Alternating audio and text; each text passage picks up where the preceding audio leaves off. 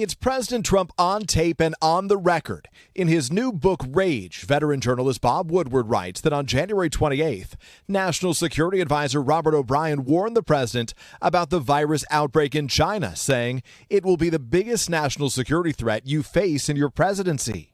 10 days later, Mr. Trump said this to Woodward in excerpts of recordings published by the Washington Post. You just breathe the air. That's how it's passed. And so that's a very tricky one. That's a very delicate one. It's also more deadly than your strenuous flus. That's what he said privately, but in public later that month, he was still downplaying the severity and spread of the virus. This is a flu. This is like a flu.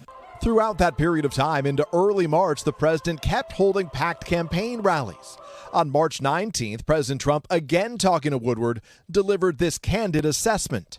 Now it's turning out it's not just old people, Bob. Just today and yesterday, some startling facts came out. It's not just older exactly. young people, to plenty of young people. It's clear just from what's on the public record that you went through a pivot on this to, oh my God, the gravity is almost inexplicable and unexplainable. Well, I think, Bob, really, to be honest with you, sure, I want you to. I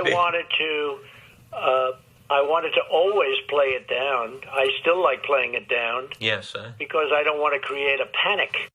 On Wednesday, President Trump publicly acknowledged his strategy to minimize the threat. I think if you said in order to reduce panic, perhaps that's so. The fact is, I'm a cheerleader for this country. I'm not going to drive this country or the world into a frenzy.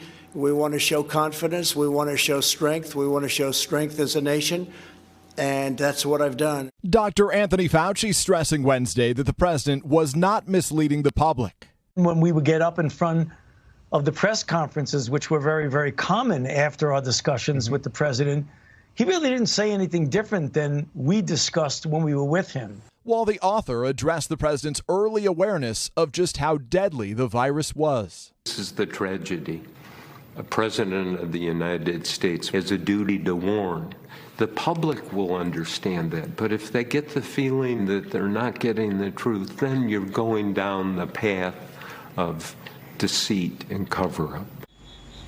Campaigning in Michigan Wednesday, Democratic nominee Joe Biden slammed President Trump for downplaying the virus, calling it a life-and-death betrayal of the American people, beyond despicable and a disgrace. So why would the president speak to Woodward 18 times? The president aides say was frustrated about his portrayal in Woodward's first book on his presidency. That time he didn't participate, and he fumed at the time that had he spoken to Woodward, it would have been a more positive portrait.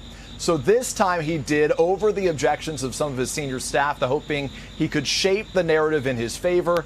But now he is attacking the book as a political hit job. Hoda and Savannah. All right, Peter Alexander Force at the White House. Peter, thanks. And a programming note, Bob Woodward will join us live. It's his first exclusive live interview to talk about the new book and his conversations with the president. That is coming up on Monday on Today.